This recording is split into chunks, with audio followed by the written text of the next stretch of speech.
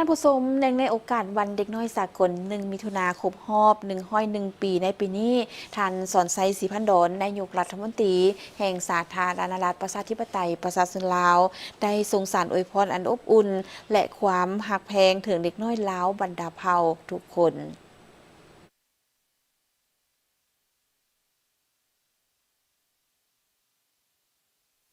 บรรดาทานที่นับถือล้านหน่อยอนุชนเยาวชนและเด็กเล่าบรรดาเผ่าที่รักแพงทั้งหลายในโอกาสวันเด็กสากลวันที่1 มิถุนายน 2026ในสารอวยพรท่านสอนไซศรีพันดอนนายกรัฐมนตรีได้เน้นหนักถึงความสำคัญของวันเด็กน้อยสากลว่าเป็นวันแห่งความสุขและความเบิกบานมวลซื่นของเด็กทั้งเป็นโอกาสที่สังคมได้ร่วมกันทบทวนและยืนยันความสำคัญของการส่งเสริมและปกป้องสิทธิเด็กสร้างสภาพแวดล้อมที่ปลอดภัยอบอุ่นและเป็นมิตรเพื่อให้เด็กทุกคนได้เติบใหญ่อย่างมีคุณภาพเด็กน้อยทุกคนแม่นความหวังแม่นกำลังสำคัญและอนาคตของชาติเป็นผู้สืบทอดและเป็นกำลังหลักแรง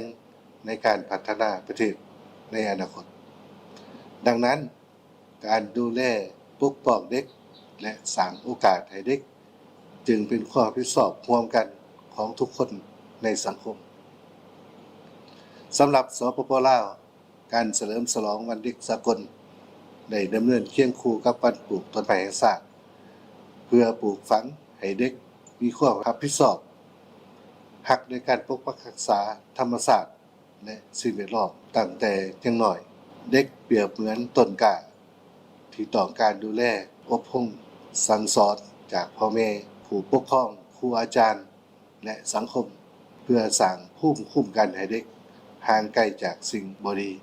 สร้างให้เขาเจ้าเติบใหญ่เป็นทรัพยากรมนุษย์ที่มีคุณภาพเป็นผู้สืบทอด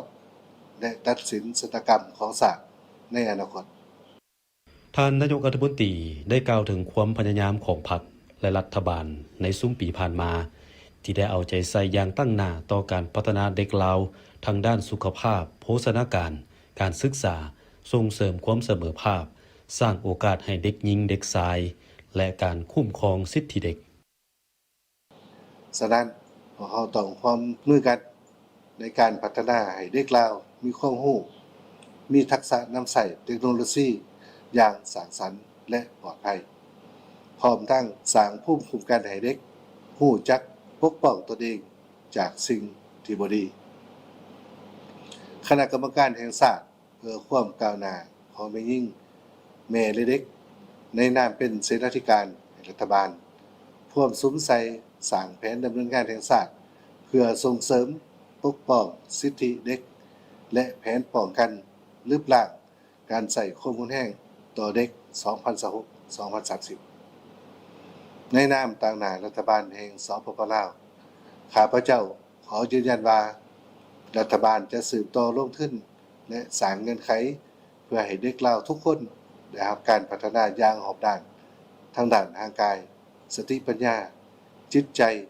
และคุณธรรมข้าพเจ้าขอเรียกร้องให้ทุกภาคส่วนในสังคมพ่อแม่ครูอาจารย์องค์การจัดตั้งชุมชนภาคธุรกิจและผู้ร่วมพัฒนาจงให้การร่วมมือในการสนับสนุนการส่งเสริมพัฒนาปกป้องและสร้างโอกาสที่ดีให้เด็กทุกคนท่านนายกรัฐมนตรีได้เรียกร้องให้ทุกภาคส่วนร่วมกันพัฒนาเด็กลาวให้มีความรู้มีทักษะนำใช้เทคโนโลยีอย่างสร้างสรรค์และปลอดภัยพร้อมทั้งสร้างภูมิคุ้มกันให้เด็กรู้จักปกป้องตนเองจากสิ่งที่บ่ดีต่างๆในโอกาสนี้ท่านนายกรัฐมนตรีได้อวยพรให้ลูกหลานอนุชนเยาวชนและเด็กลาวบรรดาเผ่าทุกทั่วหน้าจงมีแต่ความเบิกบานมวลซื่นมีสุขภาพแข็งแรงมีความฝันอันยิ่งใหญ่ตั้งใจเรียนรักครอบครัวและประเทศชาติในโอกาสวันเด็กสากลวันที่1 มิถุนายน 2026 นี้ขออวยพรให้พวกลูกหลานอนุชนเยาวชนและเด็กลาวบรรดาเผ่าทุกทนาจงมีความเบิกบานมวลซื่นมีสุขภาพแข็งแรงมีความฝันอันยิ่งใหญ่ตั้งใจเรียนรักครอบครัวและประเทศชาติเพื่อเติบใหญ่เป็นกำลังสำคัญในการสร้างอนาคต อันสดใสให้แก่ประเทศชาติบ้านเมืองอันแสนหักของพวกเราขอให้การเฉลิมฉลองวันเด็กสากลปี 2026 จงดำเนินไปด้วยความฟดฟื้นเต็มไปด้วยความหมายและนำเอาความสุขความเบิกบานมวลซื่นมาสู่เด็กเหล่าทุกคนขอขอบใจ